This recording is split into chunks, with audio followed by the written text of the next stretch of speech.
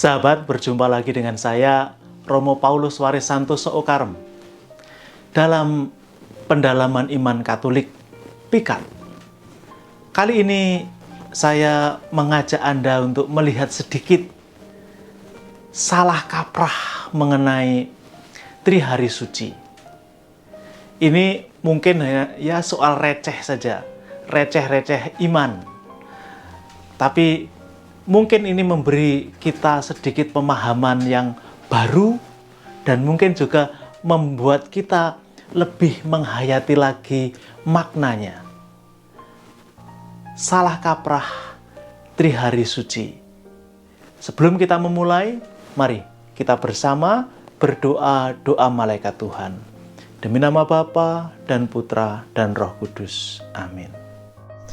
Maria diberi kabar oleh malaikat Tuhan bahwa ia akan mengandung dari Roh Kudus.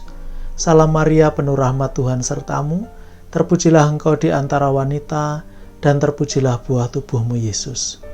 Santa Maria Bunda Allah, doakanlah kami yang berdosa ini, sekarang dan waktu kami mati. Amin. Aku ini hamba Tuhan, terjadilah padaku menurut perkataanmu. Salam Maria, penuh rahmat Tuhan sertamu, terpujilah engkau di antara wanita, dan terpujilah buah tubuhmu Yesus.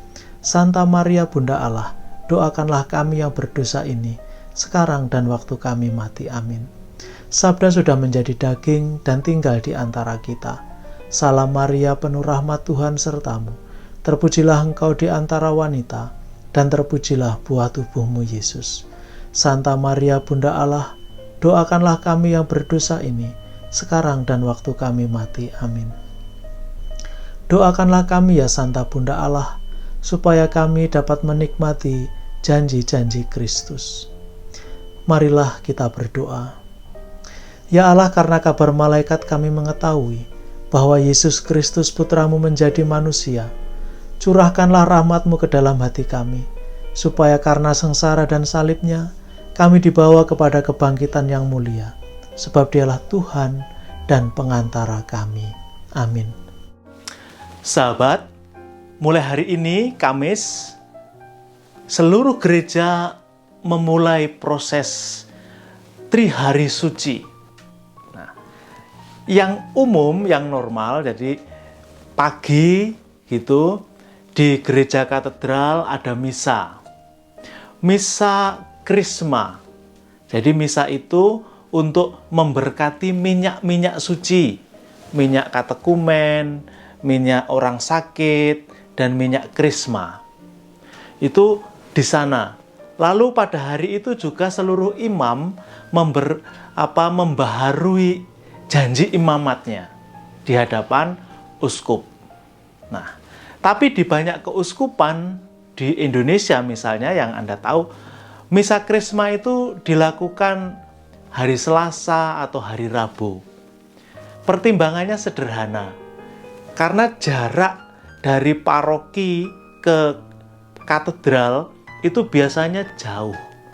Maka imam itu nanti harus cepat-cepat pulang untuk mempersiapkan perayaan Kamis Putih. Itu nanti waktunya mepet sekali. Maka dibuatlah tidak hari Kamis pagi, ada yang hari Selasa, ada yang hari Rabu, tergantung situasi dan keputusan pastoral keuskupan setempat. Jadi jangan kaget, loh kok di keuskupan saya hari Selasa sudah misa krisma, oh di keuskupan saya hari Rabu. Tapi yang aturannya begitu ya, yang bakunya itu hari Kamis pagi. Maka Kamis pagi itu di gereja-gereja tidak ada misa harian itu tidak ada. Karena nanti misanya malam hari. Nah, ini pengantar singkat mengenai Trihari Suci yang dimulai dengan misa Krisma di pagi hari. Sahabat terkasih, ada kesalahpahaman dalam hemat saya akan memahami Trihari Suci itu kapan saja, apa saja. Secara sederhana orang akan menyebut, oh Trihari Suci itu ya Kamis Putih, Jumat Agung, dan Minggu Paskah. Nah, Trihari Suci itu kita boleh mengatakan sebenarnya 3 hari yang suci. 3 hari. Kalau ngomong 3 hari, ada hari pertama, hari kedua, dan hari ketiga. Nah, untuk mengerti hari pertama, hari kedua, dan hari ketiga, maka kita harus memahami makna hari. Jadi, kapan hari itu dimulai dan kapan hari itu diakhiri. Ini nanti juga akan menjawab pertanyaan, apakah benar Yesus itu meninggal selama 3 hari dan pada hari ketiga bangkit? Mengapa? Karena hari Jumat Agung, Jumat Yesus meninggal. Hari Sabtu malam sudah Paskah bangkit loh. 3 hari dari mana? Ini baru Jumat dan Sabtu. Banyak pertanyaan seperti ini. Maka mari kita lihat. Pertama, pemahaman mengenai kapan hari dimulai dan kapan hari diakhiri. Nah, dalam tradisi Yahudi, orang-orang Yahudi itu mirip dengan orang-orang Jawa. Hari tidak dimulai dari pukul 00, tengah malam. Bukan. Hari itu dimulai dari jam 6 sore. Jadi misalnya hari ini hari Kamis ya. Nanti jam 6 sore mulai itu sudah mulai hari Jumat. Sampai besok Jumat jam 6 sore berikutnya itu sudah nanti masuk hari Sabtu. Lalu hari Sabtu sore jam 6 itu sudah masuk hari Minggu. Jadi harus kita catat, hari dimulai jam 6 sore, bukan jam 00 tengah malam. Ini penting untuk memahami mengapa nanti Yesus dikatakan bangkit pada hari ketiga, bukan hari kedua. Nah, maka yang disebut dengan Trihari Suci itu memang 3 hari yang suci. Hari pertama, hari kedua, dan hari ketiga. Hari Jumat, hari Sabtu, dan hari Minggu. Loh, Kamisnya di mana? Kamis putihnya di mana? Nah, kita harus ingat tadi yang baru saya sampaikan. Hari itu dimulai jam 6 sore. Kapan Yesus mengadakan perjamuan malam terakhir? Kamis malam. Kamis malam artinya sudah masuk hari Jumat. Dan harus kita catat, Kamis malam itu disebut kalau dalam bahasa Inggris kan Last Supper. Itu makan terakhir yang tidak makan lagi gitu. Karena orang-orang biasanya kalau makan malam itu dinner gitu ya. Nanti masih ada supper. Supper itu ya enggak tahulah, sebelum tidur masih ngemil lagi, makan lagi begitu. Jadi yang sudah enggak akan makan lagi, habis itu selesai. Sekarang kita lihat apa yang dilakukan Yesus mulai dari hari Kamis sampai dengan nanti selesai.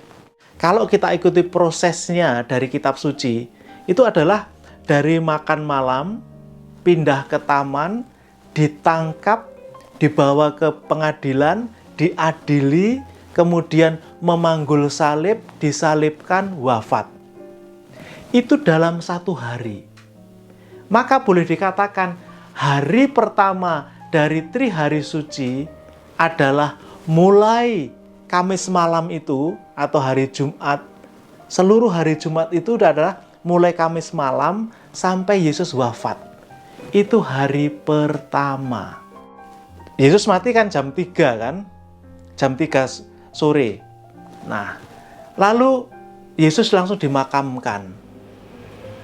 Kenapa buru-buru dimakamkan? Karena sudah mau masuk Sabat. Sabat itu kapan? Sabat itu Sabtu. Dimulai kapan? Jam 6 sore. Jumat sore jam 6 itu sudah masuk Sabat. Maka kan buru-buru harus segera dimakamkan. Agar tidak ada nanti mayat tergantung pada hari Sabat. Maka mulai jam 6 sore itu sudah masuk hari kedua. Hari kedua dari Trihari Suci itu adalah Sabtu Sepi, di mana kita semua berada di makam bersama Yesus. Nah, sampai dengan hari Sabtu waktu sore. Maka Paskah sore itu ya, malam Paskah, kenapa dimulai dengan cahaya dan sebagainya? Karena itu nanti harus sudah malam hari. Itu sudah masuk hari Minggu. Maka kalau toh ada banyak perayaan karena jumlah umat banyak, kebutuhan pastoral, memang sebaiknya atau seharusnya itu dilakukan setelah jam 6. Kalau sebelum jam 6 karena pertimbangan pastoral, waduh nanti nggak nutut, itu ada banyak kejanggalan. Pertama, masih terang, matahari masih bersinar. Lalu upacara api yang biasanya menjadi lambang dari seluruh proses Kristus cahaya dunia itu kurang bermakna. Karena apa? Sekitarnya masih terang, belum gelap gitu. Maka untuk menghitung 3 harinya memang harus setelah jam 6. Karena setelah jam 6 itu sudah masuk 3 hari. Dan pas kalau merayakan Yesus bangkit pada hari ketiga. Terserah itu tengah malam, dini hari, nanti itu sudah masuk hari ketiga. Juga kalau perayaan, katakanlah perayaannya itu karena terpaksa dimulai jam 5 sore. Itu kan orang menyebutnya tirakatan menjelang Yesus bangkit itu kan. Ya bangkitnya memang sudah hari Minggu. Jadi hari ketiga sudah bangkit. Dari 3 hari yang suci ini, masing-masing memiliki ciri sendiri yang harus kita renungkan.